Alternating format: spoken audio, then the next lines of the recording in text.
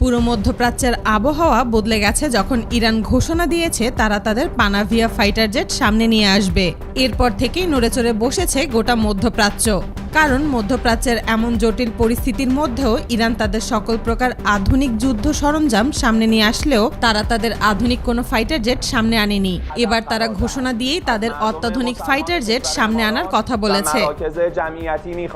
মাত্র ৮ মাস আগে ইরান একবার তাদের এই যুদ্ধবিমান সামনে নিয়ে এসেছিল, আর তখন সবথেকে বেশি সংবাদ সম্মেলন করেছিল ইসরায়েল। তাহলে কি আছে এই বিমানে আর কেন ইরান এটাকে এত গোপনে রাখে? ইরানের এই যুদ্ধবিমান মূলত F-15 সিরিজের একটি বিশেষ সংস্করণ। সাধারণত F-15 সিরিজের যুদ্ধবিমান অনেক পুরনো মডেলের হয়ে থাকে। ইসরায়েল ও আমেরিকার কাছে অত্যাধুনিক F-22 র্যাপ্টর এবং F-35-2 সিরিজের যুদ্ধবিমান রয়েছে। এগুলো পঞ্চম প্রজন্মের যুদ্ধবিমান। এই ধরনের বিমানের সামনে দাঁড়ানোর মতো যুদ্ধবিমান বিশ্বের হাতে গোনা কয়েকটি দেশের কাছেই আছে। যেমন চীনের কাছে রয়েছে অত্যাধুনিক চেংদু J-20 সিরিজের যুদ্ধবিমান। অবাক করার মতো বিষয় হলো চীনের এই যুদ্ধবিমানের ডিজাইন বিশ্বের সাধারণ যুদ্ধবিমানের ডিজাইনের তুলনায় একেবারেই আলাদা। রাশিয়ার কাছে রয়েছে অত্যাধুনিক Su-57 সিরিজের যুদ্ধবিমান, যাকে আকাশের বাজ পাখি বলা হয়। বিভিন্ন আন্তর্জাতিক প্রতিবেদনে বলা হয়েছে ইরানের কাছে থাকা এই যুদ্ধবিমান পঞ্চম প্রজন্মের না হলেও চতুর্থ প্রজন্মের ফাইটার জেটকেও ছাড়িয়ে গেছে।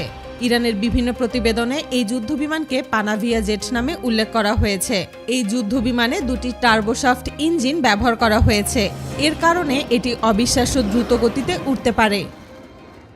এর গতি প্রায় 2700 কিলোমিটার প্রতি ঘন্টা, যা শব্দের গতির প্রায় 2.5 গুণ।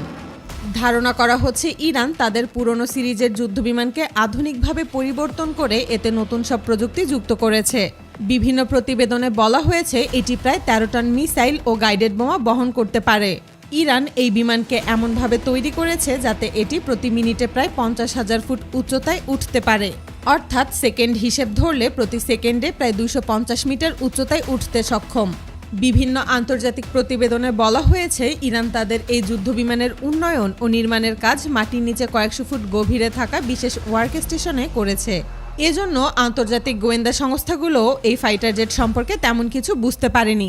ইরানের পুরনো বিমানকে আধুনিকভাবে পরিবর্তন করার অনেক রেকর্ড রয়েছে। মধ্যপ্রাচ্যের বর্তমান পরিস্থিতির মধ্যেই তারা তাদের বহু পুরনো F-14 টমক্যাট সিরিজের যুদ্ধবিমান আবার সামনে নিয়ে আসে।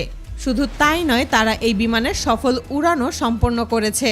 বিভিন্ন আন্তর্জাতিক গণমাধ্যমের তথ্য অনুযায়ী এটি মধ্যপ্রাচ্যের একটি বিশেষ মিশনেও ব্যবহার করা হয়েছে। এই বিমানে SR রাডার সিস্টেম এবং C3 টার্গেট লকিং সিস্টেম ব্যবহার করা হয়েছে। এটি একসাথে 16টি টার্গেট ট্র্যাক করতে পারে এবং একই সময়ে 5টি টার্গেটে আক্রমণ চালাতে সক্ষম। বিভিন্ন প্রতিবেদনে আরও বলা হয়েছে এটি ইরানের নিজস্ব স্যাটেলাইটের মাধ্যমে পরিচালিত হয়, তাই শত্রুপক্ষ চাইলেও এর নেটওয়ার্ক সিগন্যাল সহজে জ্যাম করতে পারবে না। কিছু প্রতিবেদনে বলা হয়েছে এই যুদ্ধবিমানে ব্যবহৃত ইঞ্জিন রাশিয়া থেকে আসতে পারে, কারণ রাশিয়া ইতোমধ্যেই বিশ্বের অন্যতম উন্নত মিসাইল ও রকেট ইঞ্জিন প্রস্তুতকারী দেশ। ইরানের IRGC কমান্ডার বলেছেন মধ্যপ্রাচ্যে এখনও এমন পরিস্থিতি তৈরি হয়নি যেখানে এই যুদ্ধবিমান ব্যবহার করার প্রয়োজন রয়েছে। তার এই বক্তব্যের পর অনেকেই মনে করছেন এটি অত্যন্ত আধুনিক ও শক্তিশালী একটি যুদ্ধবিমান হতে পারে। অনেক বিশেষজ্ঞ ধারণা করছেন এটি MiG-29 এর কাছাকাছি কোনো সংস্করণ হতে পারে। আর পুরো বিশ্বই জানে MiG-29 কতটা শক্তিশালী। এটিকে ডগ ফাইটের রাজা বলা হয়, অর্থাৎ শত্রু যুদ্ধবিমানের সঙ্গে কাছাকাছি লড়াইয়ে এটি খুব দক্ষ। এটি অল্প জায়গায় দ্রুত ঘুরে শত্রুর উপর লাগাতার আক্রমণ চালাতে পারে। তবে ইরান দাবি করছে তাদের তৈরি এই যুদ্ধবিমান সম্পূর্ণ নিজস্ব প্রযুক্তিতে তৈরি। অন্যদিকে ইসরায়েল বলছে এই যুদ্ধবিমান তৈরির পেছনে রাশিয়ার গোপন সহায়তা থাকতে পারে, যা তাদের মতে আন্তর্জাতিক আইনের লঙ্ঘন। অনেক বিশেষজ্ঞ মনে করছেন ইরান তাদের পুরনো প্রযুক্তিগুলোকে আধুনিকভাবে উন্নত করছে। যেহেতু চীন এবং রাশিয়া ইরানের ঘনিষ্ঠ মিত্র, তাই ধারণা করা হয় যে তারা এসব আধুনিক প্রযুক্তি এই দেশগুলো থেকে পেতে পারে। ইরান যেভাবে তাদের মিসাইল প্রোগ্রাম উন্নত করেছে এবং ড্রোন প্রযুক্তিতে অগ্রগতি দেখিয়েছে, তাতে তাদের হাতে উন্নত পঞ্চম প্রজন্মের যুদ্ধবিমান থাকা অস্বাভাবিক নয়।